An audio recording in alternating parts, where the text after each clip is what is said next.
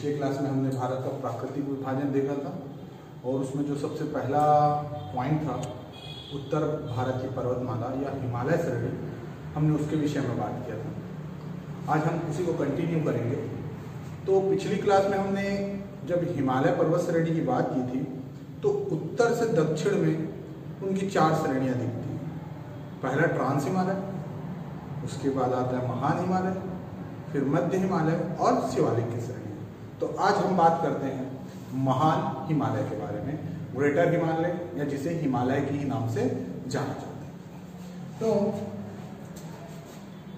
ये जो ऊपर वाला पोर्शन था ये था ट्रांस हिमालय।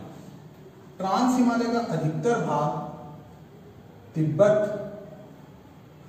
के हिस्से में आता था। ट्रांस हिमालय के दक्षिण में जो पर्वत श्रेणी स्थित है वही है महान हिमालय। ये विश्व की सबसे ऊंची पर्वत श्रेणियों में है। अगर हिमालय की चारों श्रेणियों की बात की जाए, ट्रांस हिमालय, महान हिमालय, मध्य हिमालय और उसके नीचे शिवालिक, तो उत्पत्ति के हिसाब से, उत्पत्ति के अनुसार सबसे प्राचीन महान हिमालय है। इस महान हिमालय की उत्पत्ति ओलिगोसिन युग में हुई है। महान हिमालय की उत्पत्ति ओलिगोसिन में। क्योंकि अगर मैं हिमालय पर्वत श्रेणियों की चर्चा करें हम लोग यहाँ, तो ये जो महान हिमालय का पोर्शन है ये सबसे ऊपर में स्थित है और मध्य में स्थित है, बीच में।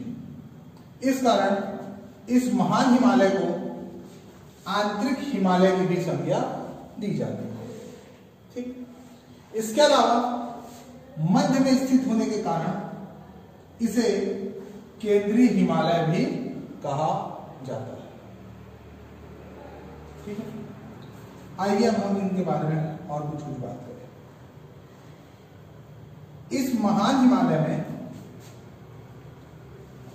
कायांतरित चट्टानें पाई जाती हैं जिनका रूपांतरण हो चुका है। पहले अपनी मूलभूत अवस्था में ये नहीं है। कैसी चट्टानें पाई जाती है? कायांतरित। और अधिकतर इसमें नीस, शिस्ट, ग्रेनाइट चट्टानें मिलती हैं। अगर मैं इनकी एवरेज हाइट की बात करूं, औसत हाइट, तो ये लगभग 6600 मीटर है। इसकी लेंथ, जो कि पश्चिमी भारत से लेकर पूर्वी भारत तक पूरी फैली हुई है, 2400 किलोमीटर है। और इसकी जो चौड़ाई है वो लगभग 25 किलोमीटर। ठीक, चौड़ाई कितनी? 25 किलोमीटर। अब हम इनके कुछ चोटियों के बारे में पढ़ते हैं जो आपके प्री में भी काम आ जाएंगे और यदि मेंस में इसमें क्रम भी पूछता है तो भी आपको याद रखना है। इन चोटियों को आपको पश्चिम से पूर्व, पूर्व से पश्चिम ऐसे याद रखना है। साथ ही साथ इनकी हाइट के हिसाब से भी वो पूछ सकता है। मैंने हाइट यहाँ मेंशन नहीं किया है, आप चाहे तो इसके डिटेल भी निकाल सकते हैं, नेट में आराम से अवेलेबल हो जाएगा, मेरे पास भी है। आप इसको हाइट के हिसाब से भी जमा सकते हैं। ठीक, तो हम बात करते हैं इनकी चोटियों की। तो अगर पश्चिमी सिरा की बात की जाए तो हमने पढ़ा था जाश्कर। जाश्कर में एक सिरा है, नंगा पर्वत। ये नंगा पर्वत से इसकी पश्चिमी सीमा प्रारंभ होती है। कि कुछ विद्वानों का मत है कि नंगा पर्वत भी ऊंचाई के अनुसार मध्य हिमालय, महान हिमालय में आता है। फिर आता है नंदा देवी। नंदा देवी, नंदा देवी कहाँ है ये? तो ये आपके उत्तराखंड में स्थित है। पूछ चुका है प्री में। चोटी कहाँ स्थित है, कौन से स्टेट में स्थित है, ये इनका फेवरेट क्वेश्चन। नंदा देवी के बाद आता है कामेट, ये भी भारत के उत्तराखंड में स्थित है।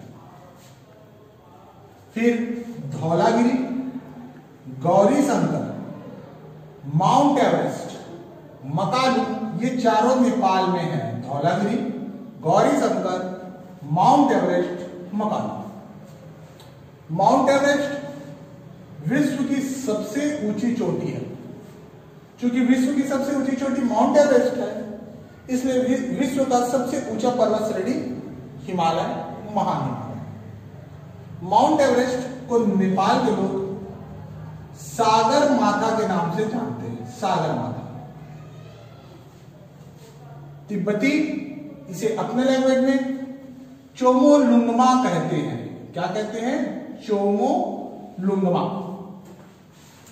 चूंकि अब माउंट एवरेस्ट की बात हुई तो थोड़ी हम पहाड़ में चढ़ाई की बात भी कर लेते हैं, पढ़ाई चर्चा। तो ये जो महान हिमालय है, इसका जो दक्षिणी सिरा है, दक्षिणी पोर्शन सिरा अत्यधिक तीव्र है, स्टीप है, ढलान एकदम स्टीप। और इसका जो उत्तरी सिरा है, उसका ढलान दक्षिण की अपेक्षा कम स्टीप है, कम तीव्र है।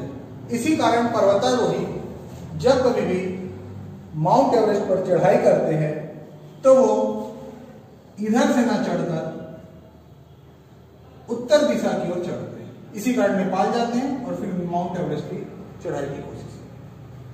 माउंट एवरेस्ट के बाद आता है मकालू। मकालू के बाद आता है कंचनजंगा, जो कि भारत के सिक्किम स्टेट पर स्थित है। यदि विश्व की सबसे बड़ी चोटियों की बात की जाए तो सबसे पहले आती है माउंट एवरेस्ट। दूसरी चोटी जो कि आपकी काराकोरम में K2 गार्डविन स्टील, जो कि वर्तमान में पियोको का हिस्सा है, उसमें आती है। और विश्व की तीसरी सबसे बड़ी चोटी कंचनजंगा सिक्किम में अवस्थित है। सिक्किम के आगे इसका विस्तार होकर अरुणाचल में डाफला, अबोर और मिसमी पहाड़ियों के रूप में नजर आती है। डाफला, अबोर और मिसमी। और सबसे लास्ट में अरुणाचल प्रदेश में यह नामचा बारवा की चोटी बनाती है। नामचा बारवा, जहां से ब्रह्मपुत्र एंटर करती है भारत में। इस हिमालय पर्वत श्रेणी, महान हिमालय पर्वत श्रेणी के उत्तरी सिरे में, जो उत्तरी सिरा है, वहां एक तिब्बत सांगपो भ्रंश है। तिब्बत सांगपो थ्रिस्ट, ठीक है, भ्रंश, गहरी घाटी समझिए। तिब्बत सांगपो ब्रह्मपुत्र का नाम है और ये भ्रंश है। ठीक, पूछ चुका भाई प्री में, बड़ा इंपॉर्टेंट है। उसी तरीके से महान हिमालय के दक्षिण सिरे पर एक और भ्रंश निर्मित होता है, जिसे मुख्य केंद्रीय भ्रंश कहा जाता है। अगर क्वेश्चन आ गया कि महान हिमालय को मध्य हिमालय, निम्न हिमालय से कौन सा भ्रंश अलग करता है, तो उसका नाम है मेन सेंट्रल थ्रस्ट। महान हिमालय को ट्रांस हिमालय से कौन सा भ्रंश अलग करता है, तो उसका आंसर है तिब्बत सांगपो भ्रंश। ठीक है, तो ये पूरी बात थी हमारी महान हिमालय के बारे में।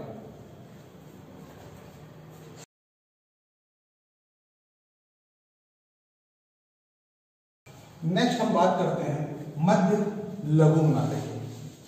तो हमने देखा था कि ये जो महान हिमालय है, महान हिमालय, ये महान हिमालय और महान हिमालय और सबसे नीचे है ऐसे नीचे पीर पंजाब या शिवालिक हिमालय, शिवालिक, और सबसे ऊपर है महान।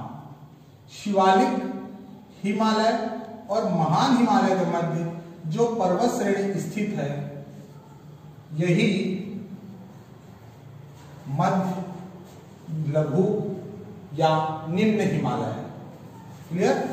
ठीक, प्री में आया हुआ क्वेश्चन है कि महान हिमालय, लघु, मध्य या निम्न हिमालय के बीच कौन सा थ्रस्ट अलग करता है या कौन सा थ्रस्ट इसे अलग करती है, तो ये है main central thrust. Main central thrust महान हिमालय और मध्य हिमालय के मध्य स्थित है। इनकी चोटियों की बात की जाए तो इनकी सीरीज की बात की जाए तो इनकी प्रमुख पर्वत श्रेणियों में पीर पंजल, धौलाधर नागटिप्पा और महाभारत की श्रेणियां हैं। ठीक है, ये किनका पार्ट है? मध्य या लघु हिमालय। क्लियर? आपको याद रखना है कि किस हिमालय में कौन सी चोटी है, कौन सी श्रेणी है, क्योंकि ये क्वेश्चन पूछता है। ठीक है, हमने देखा था भाई काराकोरम, लद्दाख, जाश्कर और उसके बाद आ जाता है पीर पंजाब। पीर पंजाब हिमालय पर्वत श्रेणियों में सबसे लंबी अगर कोई श्रेणी है तो वो है पीर पंजाब। सबसे लंबी श्रेणी कौन सी है? पीर पंजाब। बुर्जिल, बनिहाल, ये दोनों दर्रे, बुर्जिल और बनिहाल दर्रे जिनसे पर्वतों में हम रास्ता निकालते हैं, वो दोनों ही दर्रे पीर पंजाब पर्वत श्रेणी में स्थित है। बनिहाल दर्रा से ही जवाहर सुरंग जाता है जो कि जम्मू को श्रीनगर से जोड़ता है। ठीक, पीर पंजाब। इनके अलावा चूंकि ये जो पर्वत श्रेणी है ये हिमालय के अंचल में स्थित है, हिमालय के अंचल में, इस कारण इसे हिमांचल भी कहा जाता है। हिमांचल स्टेट है लेकिन इसको भी हिमाचल कहा जाता है, तो याद रखिएगा हिमाचल। ये जो पर्वत श्रेणी है मध्य और लघु हिमालय, ये अत्यधिक ही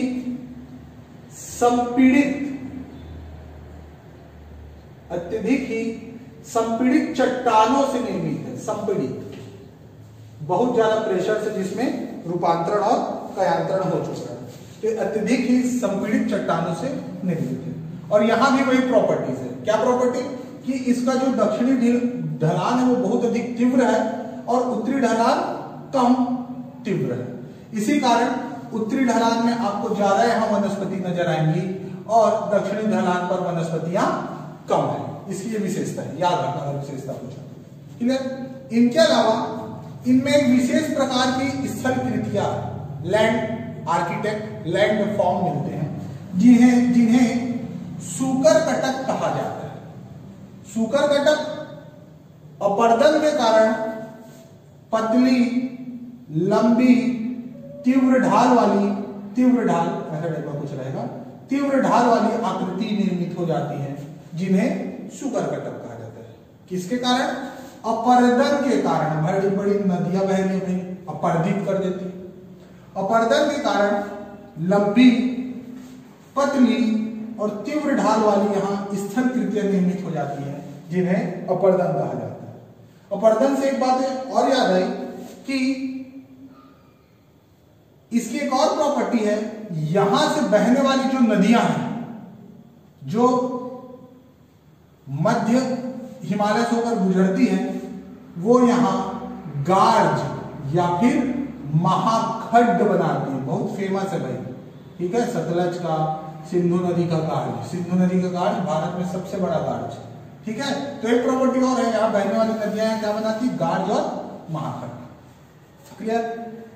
उनके अलावा ये जो मध्य हिमालय है, मध्य हिमालय और ये शिवालिक, मध्य हिमालय का दक्षिणी सिरा, शिवालिक का उत्तरी सिरा, यहां पर घास के छोटे छोटे मैदान पाए जाते हैं। घास के छोटे छोटे मैदान।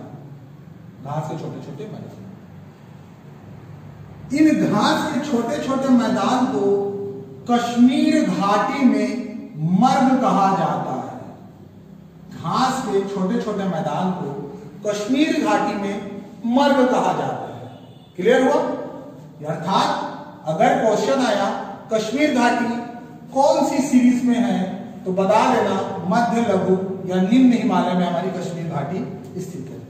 इनके अलावा कांगड़ा, लाहौल स्पीति, शिलांग, जितनी भी घाटी हैं हिमाचल की, वो घाटियां भी मध्य और लघु हिमालय में स्थित हैं। क्लियर?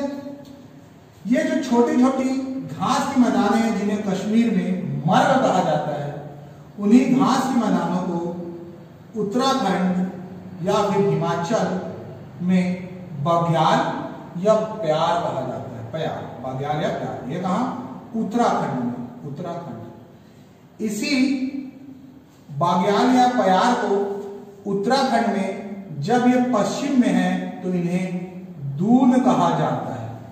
ठीक है, पश्चिम में इन्हें क्या कहा जाता है? दून, देहरादून। और यही जब पूर्व में नजर आती है, कहा?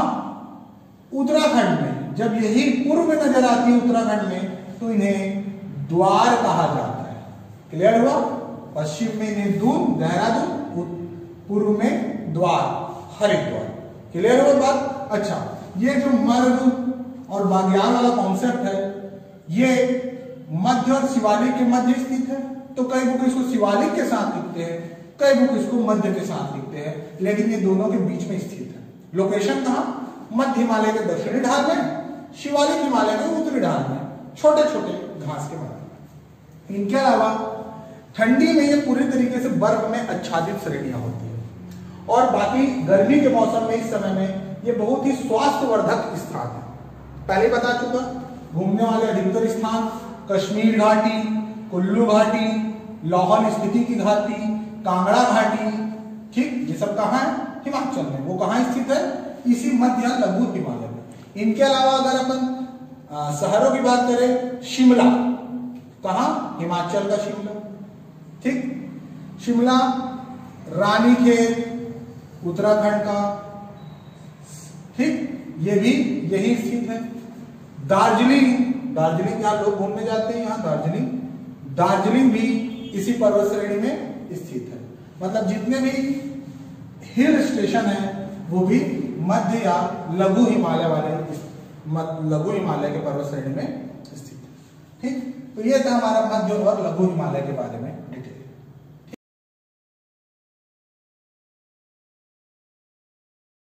नेक्स्ट हम बात करेंगे शिवालिक हिमालय की। तो अभी तक हमने देखा कि सबसे उत्तर में है ट्रांस हिमालय, उसके बाद महान हिमालय, फिर मिडिल या मध्य हिमालय, और मध्य हिमालय के सबसे दक्षिण में स्टार्ट हो जाता है शिवालिक। शिवालिक हिमालय हमारे हिमालय पर्वत श्रेणी के सबसे दक्षिण में स्थित है और बाह्यतम भाग है, इस कारण इसे बाह्यतम हिमालय भी कहा जाता है। इसके अलावा इसे उप हिमालय भी कहा जाता है। इसकी उत्पत्ति प्लीस्टोसीन युग से सेनोजोइक युग के मध्य हुई है। इसके बारे में हम पहले भी चर्चा कर चुके हैं जब भूगर्भिक संरचना पढ़ रहे थे। ठीक, तो इसका निर्माण प्लीस्टोसीन और सेनोजोइक युग के मध्य हुआ है। हिमालय की जो 4 पर्वत श्रेणी की उत्पत्ति हुई है उनमें सबसे नवीन पर्वत श्रेणी शिवालिक श्रेणी है। ठीक है, शिवालिक श्रेणी का विस्तार पश्चिम में पोतवार पठार, जिसका कुछ हिस्सा हमारे, इसका कुछ हिस्सा पाकिस्तान में भी है, पश्चिम में पोतवार पठार से पूर्व में ब्रह्मपुत्र की घाटी तक ये विस्तारित है। ब्रह्मपुत्र की घाटी, पश्चिम में पोतवार पठार से पूर्व में ब्रह्मपुत्र की घाटी तक ये विस्तारित है। अगर मैं इसकी विड्थ की बात करूं तो पश्चिम में इसकी विड्थ ज्यादा है और जैसे जैसे पूर्व में जाते हैं इसकी विड्थ कम हो जाती है। अगर इसकी विड्थ की बात करें जाए, चौड़ाई की, तो ये हिमाचल में 50 किलोमीटर चौड़ी नजर आती है और वहीं अरुणाचल में अगर इसकी चौड़ाई की बात की जाए तो ये कम होके 15 किलोमीटर हो जाती है। अर्थात पश्चिम में, चाहे वो हिमालय का कोई सा भी सीरीज हो, याद रखना पश्चिम में वो चौड़ा है और जैसे जैसे वो पूर्व की ओर जाता है वो सकरा हो जाता है। क्लियर हुआ? ठीक है, इनका जो निर्माण है इस महान हिमालय और मध्य हिमालय से निकलने वाली नदियों के द्वारा, अपर्दन, महान हिमालय और मध्य हिमालय से जो नदी निकली वो स्थल आकृतियों को अपर्दित कर दी। ठीक, और अपर्दित की, इनके अलावा जो अपर्दन से जो वहां गड्ढे बन गए या जो नदियां उनसे बह रही थी वहां पर वे मलबे लाके जमाने लग गए। ठीक, तो इनका निर्माण महान हिमालय और मध्य हिमालय से निकलने वाली नदियों के अपर्दन और उन नदियों के द्वारा बहा कर लाए गए निक्षेपित मलबों में पड़ने वाले संपीड़न वलन फोल्डिंग, जो पहले भी बात कर रहे थे, पड़ने वाले संपीड़न वलन के फलस्वरूप इस शिवालिक हिमालय का निर्माण होता है। फिर से बता रहा हूं, महान हिमालय और मध्य हिमालय से निकलने वाली नदियों के द्वारा स्थल आकृतियों का अपरदन हुआ। नदियां अपने साथ बहुत सारे अवसाद गार्बेज बहा कर लाती थी। उन गार्बेज को उस घाटी में इकट्ठा कर दी गई और जब उस पर वलन पड़ा तो उस वलन के फलस्वरूप इस शिवालिक हिमालय का निर्माण हुआ। शिवालिक हिमालय में पंजाब और हिमाचल, शिवालिक हिमालय में पंजाब और हिमाचल में कई ऋत्विक धाराएं, मौसमी धाराएं, मौसमी जल का प्रवाह, जिन्हें सीजनल स्ट्रीम भी कहा जाता है, वह नजर आती है। इन सीजनल स्ट्रीम या ऋत्विक धाराओं को पंजाब और हिमाचल में चौस के नाम से जाना जाता है। ठीक, तो ये क्वेश्चन पूछ सकते चौस क्या है, तो बता देना कि शिवालिक पर्वत श्रेणी में कई ऋत्विक धाराएं मिलती हैं। ऋत्विक धारा, इन ऋत्विक धाराओं को ही चौस कहा जाता है। ठीक, तो ये था हमारा शिवालिक हिमालय। तो यहाँ शिवालिक हिमालय जैसे ही खत्म होता है वैसे ही हमारा उत्तर भारत का पर्वत श्रेणी है वो चैप्टर समाप्त होता है। लेकिन इनके अलावा एक और विभाजन है जो कि हम नेक्स्ट क्लास में देख लेंगे कि कश्मीर को वर्गीकरण, हिमालय का वर्गीकरण कर दिया। कश्मीर हिमालय, फिर यहाँ हिमाचल हिमालय, नेपाल हिमालय और इधर ऐसा, तो एक वर्गीकरण किया गया है जिसके बारे में हम नेक्स्ट क्लास में फिर चर्चा करेंगे। ठीक, तो यहाँ तक के लिए बहुत बहुत धन्यवाद आप लोगों ने जो मुझे इतने धैर्य से सुना।